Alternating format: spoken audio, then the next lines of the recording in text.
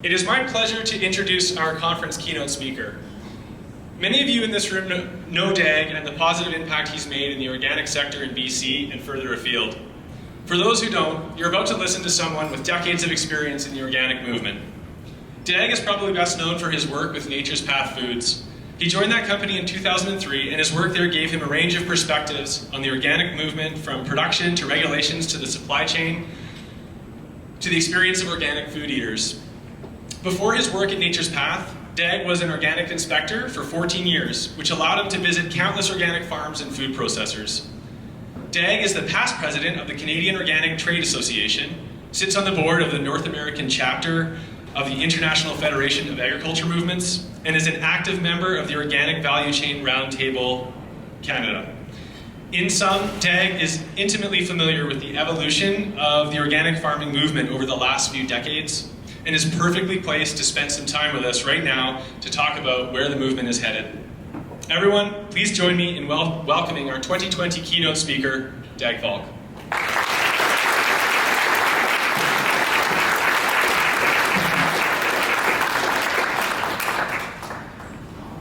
All right. Can you hear me okay? Yeah. Awesome. So it's a great honor to be here today and be asked to be the keynote. And you know, in my job, I'm out there in the world, in the bigger world of organic, outside of BC, and where there's larger farmers, larger companies, big markets, and all these kind of things. And so I'm going to talk about organic, the whole movement from that perspective, but it's also going to kind of feed back into this province and what we're doing here. I'm going to have to wear my glasses. And so the title, The Future of Organics, okay, that's maybe a little too much. And I thought about that, and then I thought, well, really what I want to end up with is an organic future, not the future of organics. I want the future to be organic. So I'm going to take us through a little bit of history kind of thing, and most of you know this already, so I won't spend a lot of time on it. But Sir Albert Howard, he's well known as the first Westerner to document the Indian Vedic techniques of sustainable agriculture, which is now turned into organic. And he was known as the father of modern composting. And compost, as everyone knows, is what we're all about in one form or another. And he wrote the book in 1940, An Agricultural Testament. And so he kind of represents kind of the founding kind of part of this movement. Another person is Rudolf Steiner, which is the father of biodynamic agriculture, which is also linked to organic, and there's a lot of similarities there and overlap. And he promoted agriculture that increases soil fertility without the use of chemical fertilizers and pesticides. Don't forget the part, increases soil fertility. And he founded the biodynamic agriculture movement. And he also developed an educational system, among many other things, the Waldorf schools. And he promoted a very interesting concept where he said education shouldn't be where you download learning, where you download facts and information. Education should be a place where you awaken the yearning for learning. And that's all he wanted to do with that education system. He didn't want to tell anybody what they should think or how things were. and I think maybe we can come back to that and think about that in the context of kind of where we're going in the movement of organic. And then there was J.I. Rodale. He popularized the term organic, and he kind of brought it to North America. And he founded the Rodale Press, of course, in 1930, and he was the publisher of the Organic Farming and Gardening magazine. And he was a very staunch supporter of healthy soil and that it requires compost. Now, the interesting thing here is we're talking about the leaders of a movement that has never been very popular till recently. So he was, they talked about him behind his back, or perhaps to his face. The Oxford Encyclopedia of Food and Drink in America noted that the agricultural establishment dismissed Rodale as a quack, crank, and gadfly and manure pile worshipper. Yeah. So I feel kind of good about that myself. I wish somebody would say that about me. But it wasn't meant as a compliment. So the early founders have always been fighting an uphill battle here, and we're lucky that they stuck with it despite all that. And most of these people didn't see any uptake of organic in their lifetimes. Lady Beaufort is another person. She co-founded the Soil Association, and she was the first president. And she launched the Howley experiment, which was the first long-term side-by-side scientific comparison of organic and chemically based farming. So we know about the Rodale study like that, but there was one even earlier than that. And again, after the day of her death, the Conservative government under Margaret Thatcher offered grants to encourage British farmers to change to organic methods, but not during her lifetime. And we have a granddaughter of J.I. Rodale. She's been very active and has written books. In the manifesto, one of the more famous ones, How Organic Farming Can Heal Our Planet, Feed the World, and Keep Us Safe. And then we got another person, Elliot Coleman, who is an intensive market gardener, greenhouse market garden from Maine. And he said, this is a quote from him, extensive modern scientific research into the marvelously complex soil microbiome is revealing the vital ecological processes that support organic agriculture. This research underscores the intuitive brilliance of the founding organic farmers. So science is now coming to prove some of the things that we just knew and we just did. So if we put this all in a timeline, so we're about 100 years old as a movement, and so we got these people, Sir Albert Howard, Rudolf Steiner, Rodale, Lady Beaufort, and then I put farmers markets, when they came in the 90s and became more popular, and organic started to take, make its space known there, and then there was grocery stores started becoming certified. And then there's like Amazon and Whole Foods Market, right? So like now we don't, like, where are the leaders? We're kind of a little short on leaders in the movement, like the early founders, and now it's more about market. It's more about success and selling, and let's make a lot of money. And that, on the bottom there's the NOP and the CORE, that's acronyms, right? National Organic Program of the USA, and CORE, the Canadian Organic Regime, came in that 2009. And then now we've got a climate crisis, which is really having an effect on our movement as well, which is, I'm going to get into that. So, integrity. We really need to focus on integrity through everything that we do. We cannot, skip that part. We cannot tell stories that aren't true. We can't cut corners because we need to do it fast. We have to realize that organic is built on integrity. That's what it is. It's integrity. It's an integral way to treat the soil, to treat the animals, to treat the people, to treat the farmers, the workers, everything. So we have to keep that always at the top. And in the end, this is a movement, and it's a movement to change the world and to give people the food that they want. And the reality is we have to be financially feasible to do all of this. And that's why I'm so proud to work for Nature's Path, is because we sell cereal, and we're very focused on business, because we can't do anything unless we're successful in business, because that's what pays for us being here. Every time we sell a box of cereal, another piece of land is transitioned into organic. So the things that we're noticing, though, is through that whole period, so organic became popular in the last 20 years, really. Like, it's very short. Out of 100 years, the last 20 years, there's becoming recognition that organic has some value, and people are talking about it as if it's a serious movement. And with that came success in the marketplace. So all of a sudden, organic became a profit opportunity. And that has really changed the landscape out there. And that's what we're right in the middle of right now, is this kind of onslaught of profit opportunists that are coming in and saying, hey, I want a piece of that pie. They have no background, they have no interest particularly in organic, but they can speak the words that we feed them, like integrity or, you know, organic or what, you know, whatever popular terms that describes us. And so anyway, so some of the things we're seeing in the US, we're seeing a lot more of those kinds of attacks on organic and the reality of that. And it's because that's the bigger market. So the market has more opportunity, so the focus on shaping the organic marketplace so that more people can get in and profit from it, that pressure is stronger in the US. But don't ever think that the pressures for what's happening down there won't come our way.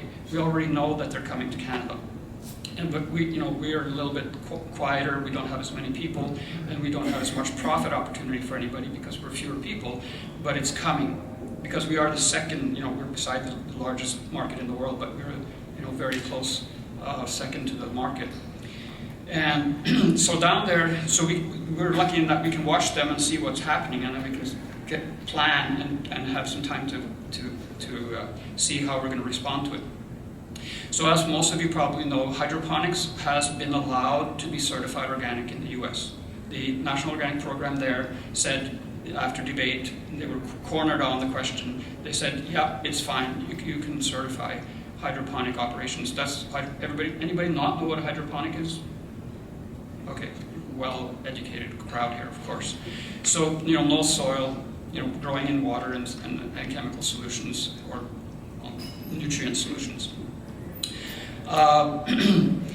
So that's a big issue that's also has pressured us here in Canada, but we've withstood it.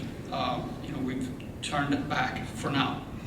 Animal welfare is a big issue down there. There's, a big argument about whether outdoor access is, if a chicken porch, when you put a little door and then you put a little screened porch with a deck on it, so the chickens can go out, the chicken barns with thousands and thousands of chickens in it. And does that qualify as outdoor access? And they're having that debate there. And so far, yes, it does qualify. Replacement livestock and dairy, the large CAFOs, concentrated animal feeding operations, that's what CAFO stands for. They're so successful they can't find enough organic replacement livestock, so they're just bringing in conventional, and that's not according to the rules, except they're getting away with it because people interpret the rules a little differently or whatever. So there's all this pressure, and then another issue that we have is standards drift, or that sort of summarizes in a way that what I'm just talking about here is that there's pressure on to make the standards easier, even from farmers in some circumstances. Want to make the standards a little easier so that it's possible to farm, right, organically. And then there's misinformation about the standards or about what organic really means. And that's a huge issue, the whole misinformation, because we could so we built this movement, we're starting to have success, it's starting to really take off. And now there's misinformation coming, and nobody really understands what organic is. And so how do we deal with that? Because if people don't understand what it is, we are at risk of being overrun by these other movements that are coming up left, right, and center. One of them, the climate crisis, is driving an awakening. There's a widespread realization that there's a connection between human practices in agriculture and the stability of something as grand as the global climate. So what we do on a farm, all of a sudden now, is in people's minds, is connected with even the climate.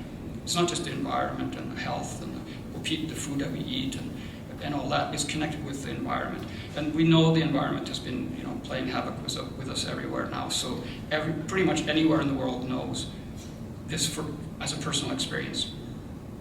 And so this is driving a response. And that response largely is regenerative agriculture. And that's like the term that's been cropping up that's being used, and I'm going to spend a bit of time talking about that. And the whole focus of that is around carbon sequestration, locking carbon from the atmosphere into the soil and the ground to prevent climate change. But regenerative agriculture is a huge movement, disjointed movement. There's all these parties all over the place from all different perspectives that are all using the word regenerative. And so we have to sort it out, and that's what I'm going to hope to help us do here. So from the environmental perspective, because that's a big driver of this movement, they want to sequester carbon and they want environmental health. That's their focus. The climate change perspective is just simply carbon sequestration. They're not caring about really any of the other stuff particularly. And the organic perspective is we've never used the word regenerative agriculture for, that's never been the mainstay word that we've used. We're sort of aware that it's been there, but we always talk about soil health. To us, carbon sequestration is soil health, environmental health, human health, and that's, now the word is carbon sequestration. So we know something about this. This is not news to us. So let's not forget or think that we don't know something about this, because we do. We know a lot about this, and it's a holistic approach to it. Here are just a few of the regenerative initiatives that are out there. I could have peppered this with more than twice as many groups as this. But these are the main ones. So we have Regenerative Organic Certified, which is a Rodale initiative. So you have to be certified organic and have additional practices that you have to implement in order to get certified with that. And then there's the Savory Institute or network. They're about grazing largely. And the Terra Genesis International, Regenesis, Regencia, Carbon Cycle Institute, Kiss the Ground, that's a very large movement, and Carbon Underground, also very large. Soils for Life, Regeneration International, Regeneration Canada, and HMI, which I can't even remember now what it stands for. Sorry. So what do we, so where do we fit in all of this here? So I pulled out, I was looking for our friends. Who else thinks that you can't put agrochemicals on soil that you're going to call regenerative?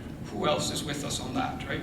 And so obviously the ROC, or the ROC, Regenerative Organic Certified, obviously they're on side with us. So, but otherwise there's no group, none of those other groups are saying you can't put chemicals on the soil and call it regenerative. They're saying any type of agriculture is fine, just cover crop and cover the soil and put some animals on there. Add all these regenerative practices, and you can go ahead and market yourself as regenerative. I have a bit of a problem with that, so that's why I'm looking for this. If we can build a movement around regenerative that's solid into organic. And the Friends of the Earth, they speak in our support. IFOAM Organics International does, and Civil East, which is a publication, they speak also about this issue. So then I looked at definitions. How do we have, what kind of definitions are out there? So I looked at these different groups and what definitions they have, and I'm not going to read them. If you're a fast reader, you can do it. But they're basically kind of vanilla, or they're not saying much. They're sort of saying we want to do good stuff, but they don't say how we're going to do it. They're increased yields, resilience. It's like I want to have this. The Savory Institute has a little shorter one, focuses more on the grasslands. The Carbon Underground they work together with the Chico University in California, and they came up with this definition, which is the one that has been used by many others as well. Regenerative agriculture describes farming and grazing practices that, among other benefits, reverses climate change by rebuilding soil organic matter and restoring degraded soil biodiversity, resulting in both carbon drawdown and improving the water cycle. Same thing.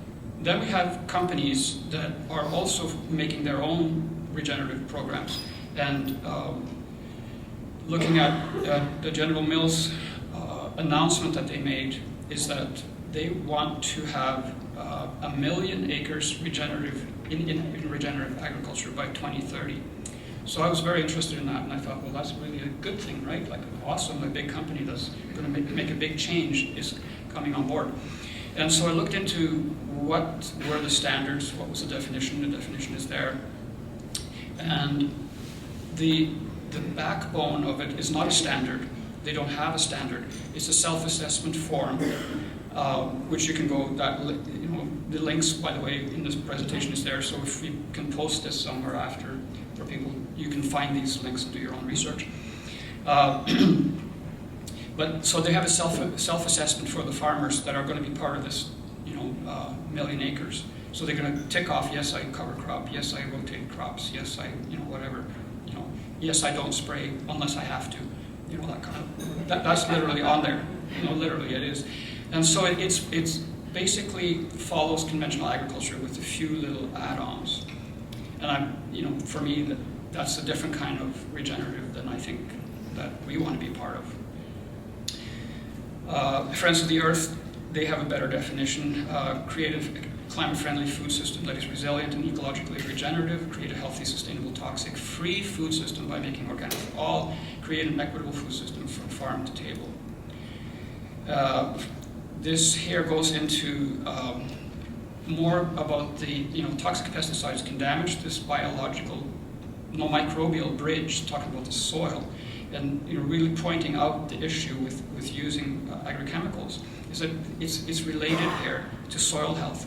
It cuts that microbial bridge in the soil because it kills those microorganisms and fungi that are there that help to capture the carbon. So if you're adding that at the same time, how are you really regenerating the soil? Because it's kind of half effort. And then today, this was a kind of a fact that was brought up by civil leads. Today, the vast majority of conventional farmers who use regenerative methods continue to use pesticides, according to a survey by the No-Till Farmer, a leading magazine.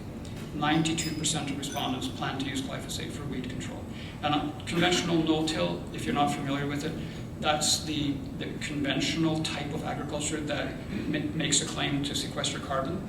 And they achieve no-till by having glyphosate burned down. So instead of tilling, they use glyphosate. If they didn't use glyphosate, they would have to till. There's no other tools on the large scale out there yet. We're working on, roller crimpers, that kind of stuff. We're hoping we're going to get there. It's a good idea to have no-till to not disturb the soil, but we're not there, and we can't just let it go like that. And the alternative is these harmful. If we're going to do this regenerative thing, we have to be able to measure it, don't we? Like, can we just say we're doing this, but not tell if we're doing it? It would be great to measure it, and I was very excited about that when we were writing a paper for the Organic Value Chain Roundtable on carbon in organic. And wouldn't it be great if we could have a farmer tool, so the farmer could go out, maybe just point at something or shovel a little bit and take a reading and say, yeah, I'm improving. It was more than I had last year, more carbon. So this is what we want to do. But what I realized after we did a research on it and tried to search for this tool was that it's kind of like putting nature in a box. And it's not easy to do because nature is complex. There's gazillion, literally, influences on what happens. Different soil, different parts of the field, different microclimates, north-south. There's so much, soil types, everything. So probably it's not a realistic hope for the short term, for sure, that we're going to have a tool. However, there are many groups that are saying they have a tool, but if you, so I signed up for their webinars and went to their talks, and it turns out that they're working on a tool. They don't have a tool. And they're, like I was, really hoping that they're going to have a tool. And these are some examples that you can check out. And then there's the other question of, can it be labeled? And I'm talking about non-organic regenerative now. If you're going to label it as organic regenerative, we have a program for that now with the rock. So that's good, that's kind of taken care of. It's an add-on to organic.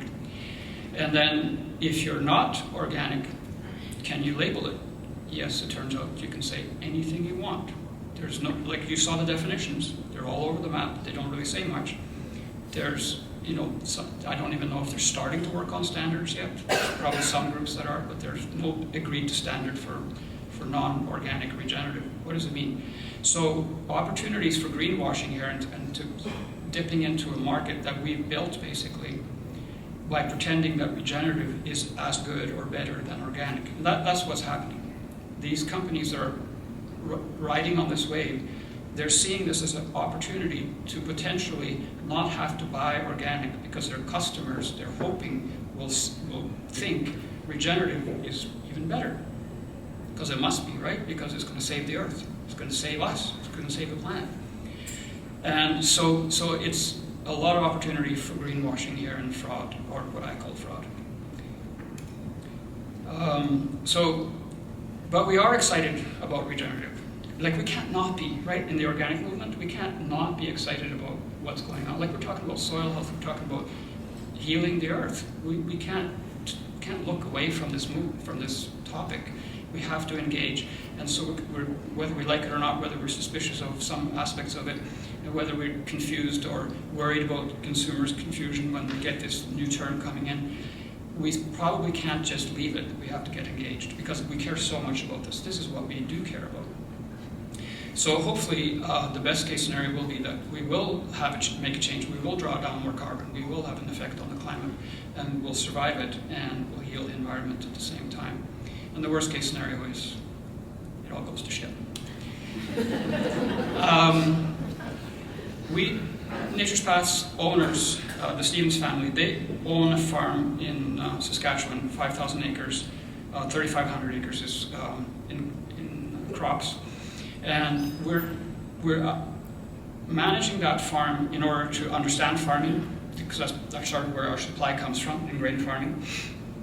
And we're also wanting to learn about regenerative agriculture and do this. So we signed up with the farm for the rock pilot project. So this last crop year was a pilot for the Regenerative Organic Certification Program. And we got to make comments on the standard as it was and help improve it. And so we learned a lot from doing that. And we received silver certification with the rock. There's 3 levels, there's bronze, silver, and gold. And so the first year, obviously, we were farming well enough and regeneratively enough that we were able to reach the silver level, which was very exciting for us. And these oats that you see here, they will there will be a launch around Earth Day for a limited edition instant oatmeal with these very oats in them. So we're very excited about that. So we are getting in there as well, even though we're careful about this word regenerative, but we are getting in there, testing it out, and seeing what we can do and how we can keep it as an integral part of organic. You all know this, healthy soil. It's amazing, healthy soil is just absolutely amazing. It's where the micro life forms live. It's a nutrient factory for plants, roots, and that's what nutrients for the roots are made in the soil by those life forms. It's a maximum storage facility for water, carbon, and nutrients. If it doesn't hold water, drought's gonna knock you out, right? So these are really, really important things. And it's a super filter, so for streams and stuff like that, it filters the water so that it doesn't run away. And these are some studies. So trying to stand up for organic and put ourselves on the map in this regenerative conversation and climate conversation. I looked at everywhere to find what do we have? Do we have any science that supports what we think organic is doing? And the Organic Center, turns out, has a couple studies that really are quite interesting. I'll give some quotes from them later on, but I just wanted to go through the studies first. UC Davis had a 19-year study on different agricultural systems, not necessarily organic and conventional, but different kinds of systems. And the University of Illinois had this study was online years ago, and I ran across it, and then it disappeared, and then for years it was gone. And I'm thinking, there must have been something really good there, because why is it gone?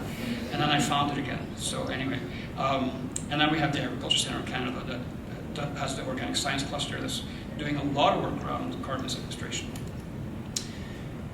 How are we doing for time? Let me see here. Okay, I'm gonna speed up a little bit. So anyway, just to mention that IFOAM International is very involved here, and I will play a quick video from this here, from IFOAM.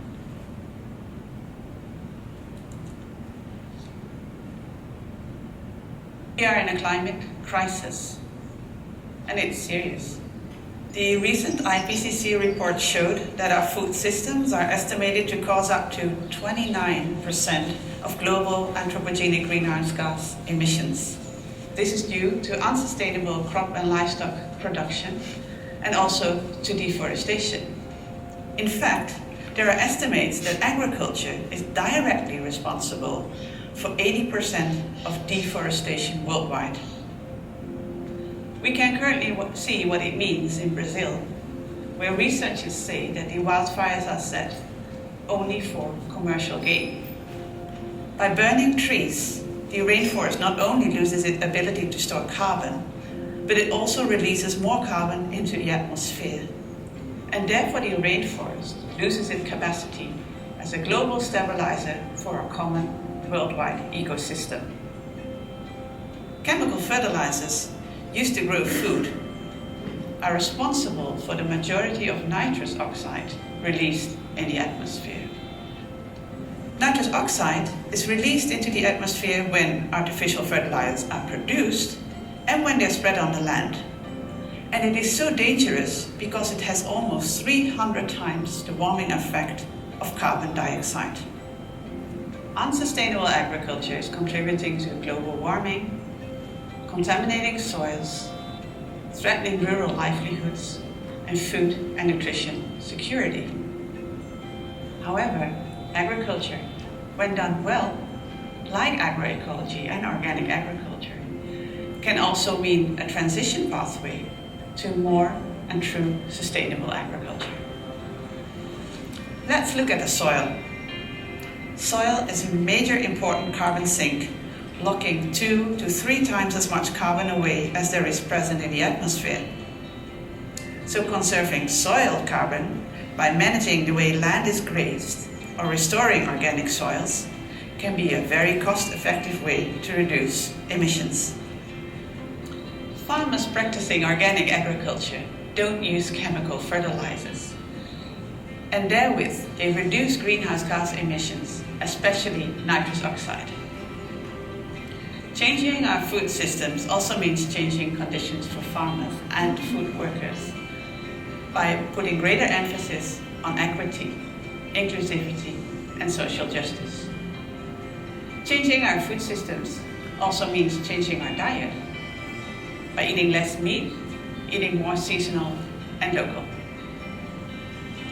Farmers often bear the brunt of climate change. Sustainable agriculture actually helps them adapting to climate change. And assisting those farmers, particularly smallhouse farmers, to adapt to climate change needs to be the top priority of policymakers to ensure the transformation of agriculture towards sustainability. And this is why we want organic agriculture to be the basis of comprehensive policy tools to address the future of food and nutrition security and to address the climate crisis.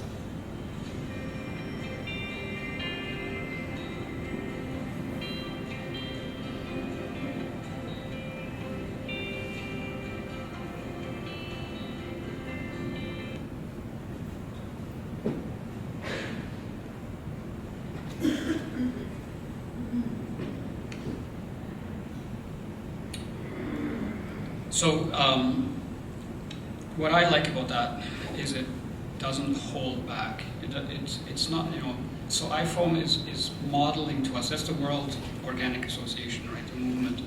And they're telling it as it is. They're not sort of making it sound nicer than it is. And it's just plain, these are the facts. And I think that's something that we should consider amping up locally as well. And I'm going to talk more about that, hopefully. So remember, Rudolf Steiner said, don't cram stuff down, don't load down information, awaken the yearning for learning. So I got way too much stuff here, And so I'm going to awaken your interest so that you can go and do this, look into this on your own. So I'm going to just cover a little bit of these studies. And so the Organic Center studied 659 soil samples in 39 states and 7 organic samples and 728 conventional samples. And they found all components of humic substances were higher in organic than in conventional soils. And the humic substances is a way to measure carbon and other soil health factors. We already know that conventional practices like using fertilizers contribute to the climate change, and it depletes carbon. And the 19-year UC Davis study said, by moving beyond the surface level and literally digging deep, so that means measuring the carbon down to 3 feet instead of just 4 inches, which is what the no-till movement is doing, the conventional no-till movement. They're measuring the top 4 or 5 inches. And so when you measure it down, they found that the compost is the key to storing carbon in semi-arid cropland soils. So if you don't have a way to add compost, the system, even an organic system, is not as successful at sequestering carbon unless you add compost. So people are studies are starting to come up to looking at these different things. This is the Organic 3.0 concept. I'm not going to go into it, but there's this concept that the 1.0 was the founders and visionaries, 2.0 was standards, and first private standards and then public standards, kind of global recognition, equivalency agreements and so on. And then 3.0 is where we're kind of going now, having the opportunity to go now, where we're enlarging the movement, including agriculture. So we're part of a conversation about agriculture. We're not isolatedly having a discussion about organic agriculture on the side. We want to have an effect on the full conversation. This is a chart that I developed when I was trying to sort all of this out. So if you look at the different aspects of types of agriculture and what they do, so like what effect they have, like organic works within the nature's bounds, that's not true for conventional, for hydroponic. It's not true for conventional agriculture, even if it's conventional and regenerative, but for organic, of course, it is, and biodynamic. And anyway, Stuart McMillan is our farm manager at the farm, and he's looking at the crops there. But we also have failures, and this is just an example of the failures or the effects of climate change. So that field looks all right from a distance, but if you look closer, you'll see the broken stems there. And that's hail damage. So the hail came across, and in 10 minutes, it just wiped out more than 30% of the crop. And we talked to the neighbors in that particular region, because we were new there. We've been farming there since 2017. And the neighbors said they had never, ever seen crops damaged by hail in that particular region. So, go figure. Now, there's another concept that I think we think about regenerative as a general healing. So we're going to regenerate the earth, we're going to regenerate the soil, we're going to regenerate carbon or draw carbon down through this regenerative movement. And I think that we need to start thinking about, or I want to open our minds to really look at this idea of disturbance events being a part of healing. Because nothing's static in nature. Nature is full of disturbance events, basically. And farming, like we're doing, like all types of farming, is a disturbance event. So, like for instance, pruning, when we do it like as man-made a disturbance event, although strong wind, for instance, can be a way of pruning naturally. Mob grazing is when, that could be natural or man or human controlled. And the grass obviously is being disturbed when the herd of buffalo are coming over and stomping all over it and eating it right to the nub. And they may not come back for years, but it's a disturbance event for the grass. And in human health, there's a sort of another example where resistance training, where if you're doing muscle training and you're lifting weights or something, you actually, what they've studied and found out is that if you rip the muscle cells, you damage the muscle cells, and then you give them 2 or 3 days rest, and then you damage them again. And if you keep repeating that, you become really, really strong. Your muscles become stronger than if you just push the same, if you gradually do exercise, you don't have the same effect. So this concept is that disturbance and recovery, as long as it's within a certain natural bound, is actually going to bring greater health than otherwise. So in regenerative agriculture recovery, so that's my question, is this an effect on this? Is opening that question.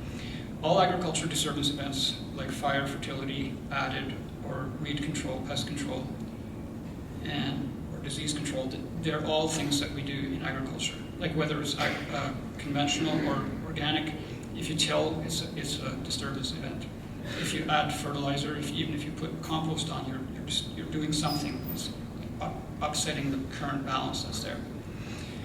And but then the important thing is to evaluate which types of disturbances are maybe useful and which are maybe harmful.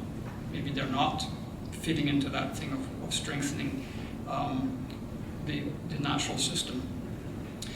And so there's tillage, and then there's chemicals, and then there's GMOs and monocultures. And the big discussion between, kind of an argument that's developing between the conventional regenerative movements and organic regenerative is they point to us and say, tillage is evil. You've got to get rid of your tillage. You're not regenerative. That's what they say about us. And then we point our finger back at them and we say, yeah, but you use those evil chemicals. Right? And then we're not actually talking, right? And so, but it is important that we look at it. And from an organic perspective, a disturbance event should be mimicking nature as much as possible. And the closer it mimics nature, the closer or the more effective it's going to be in building that resilience and strength. The farther away it is, like chemicals, which are not found in nature, it's going to diminish that recuperation time. It's less possible to recuperate and to build strength back because the system has been attacked too ferociously. And the same with tillage. If we over-till, like if we do summer fallow every second year and we till it 5 times during that season, the black fallow is what they call it on the prairies. And if the farmer sees a wheat, they go up and till because they want a black, right? That was a traditional way of farming. That's too much. That's not a disturbance event. Well, I mean, that's a disastrous disturbance. And nature doesn't have a chance to recover from that. So that's not what we're talking about. But this balance between a normal or naturally compatible disturbance event may actually be the ticket to sequester more carbon. And I think that possibly has a lot to do with why organic sequesters as much carbon as we do, because we do sequester more carbon than conventional no-till. Okay, so let's dream a little bit. Going back to the timeline, but we're starting kind of more where we are now and looking forward. And so I got some blank lines here, and that's for you to fill in with your dreams. So I think we're at the organic tipping point right now, or we could be. This is an opportunity. We could be having enough uptake of organic that it's really gonna turn and it's really gonna take off. That's our opportunity. We're right there. It hasn't happened yet, and there's lots of threats that could throw us off our pedestal here. But that's what we could be doing, and that's my hope, is that we can take advantage of that. Regenerative is being incorporated. Maybe we can incorporate it into the organic standards and we don't need an add-on. Maybe we can just do that. That would be another awesome thing, I think. We might have science actually prove that organic sequesters more carbon than any other farming system. That would be a good, awesome thing. How would anybody argue against this, organic if we had that? And for me, the day that conventional agriculture has to be certified because of all the things they use, they have to write paperwork, have inspectors annually tell how they're farming so that they're not actually harming the environment. That's the day I'm looking forward to. Yay. Yeah. Any other dreams? What do you want to see? What do you want to see in the next 30, 40, 50 years? Think about that. We'll come back to that if there's time at the end. Okay, so what do we do now? What do we do now? How do we make sure that this is a tipping point that we're going to take advantage of? How do we keep organic going so we don't get overrun by confusion from regenerative agriculture and all these other influences? So first of all, let's farm organically as what it was originally meant to be, like input substitution. You know, where you take, if you come from a conventional system and you used to put NPK on, and then you find another organically accepted way to put NPK on out of a bag. That's input substitution. That's not really organic. That's not what it's really about. It's about soil health and all the stuff that I know all of you know all about. So we've got to keep focus on that and focus on soil as the health, the foundation of health. And then the important thing with how many farmers are in the room? So half the room or more, yeah. And that's great.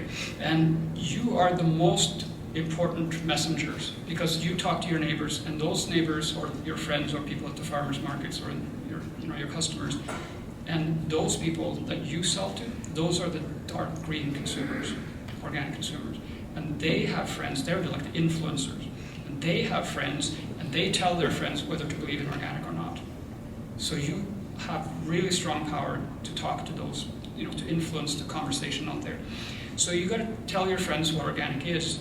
And this is a pet peeve of mine, is that I ask a room, who knows what organic is, and I get, no pesticides, no herbicides, no fertilizers, all this kind of stuff. And I say, well, no, you got it wrong. That's what it isn't. Organic is soil health, right? That's what it is. Like we don't not use chemicals to create organic. We don't use the chemicals because it would destroy the organic system that we have. The health that we've built in the soil would be destroyed by using the chemicals. That's why we don't use chemicals. If you don't use chemicals and that's all you do, you haven't done organic. That's not organic. We've got to talk about that. We've got to tell people that's what it's about. Because the conversation right now, anybody out there with consumers, they think it's all about not having pesticides. And guess what? Anybody who comes up with, well, we also don't use pesticides, like hydroponics. Oh, well, it's just as good. And it's half the price, right? So we're going to lose if we don't start telling our story. Like, why haven't we done it already? Shame on us. We should get out there and onto it. There you go. Yes. Focus on the health of organic. And now we're talking about like sort of the negative conversations that we get into, and we get into these fights and that kind of stuff. So focus on the health of organic. So talk about that. Don't talk about what other people are doing wrong. It's difficult to do, right? But try to go towards talking about the positive, talk about what we believe in, and don't go out of your way to criticize others. Just say things like, we don't do it that way because we don't think chemicals are going to help our farming system. We don't think it's going to affect our soil in a positive way, right? Instead of saying, oh, you're bad, you're using chemicals. Because we are going to have to be part of this conversation in the broader sense, and we can't be offending people. They're not going to come along if we don't work with them in some way. So invite participation, don't demand it. Protect your farming, but stand up, right? Like hold your ground, stand up. Like if your neighbor is contaminating with drift, your farm with drift, you have to stand up. You have to maybe take them to court. You may have to go to the community hall and say, well, hey, that's not cool. I was contaminated and you did that. That's not cool. We have to do that. We can't just be the really sweet Canadians and say, I'm sorry. Challenge group thinking. Right, in today's society, I think we have a lot of group thinking, and we used to call it brainwashing when I grew up. We don't use that term very much anymore, but media and all that kind of stuff. Just like people want you to think a certain way. Don't just fall into it. Think for yourself and dare to challenge it or be different. And work towards common goals. So when you see somebody else doing what you're doing, work with them. Just do the positive stuff. But at the same time, don't pretend wrong is right. And I see the confusion a lot, is that because we want to have a bigger tent and we want to be open, to influencing agriculture in a larger sense, we tend to want to kind of overreach and forgive the things that are actually downright wrong.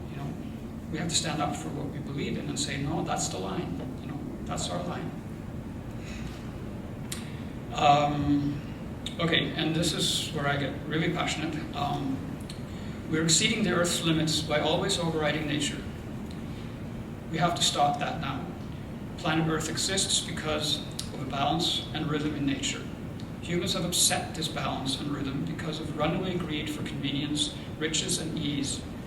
We extract resources as opposed to living in harmony and contributing back to renewable ecosystems. Organic is one system that seeks to live and prosper while working consciously within this natural balance.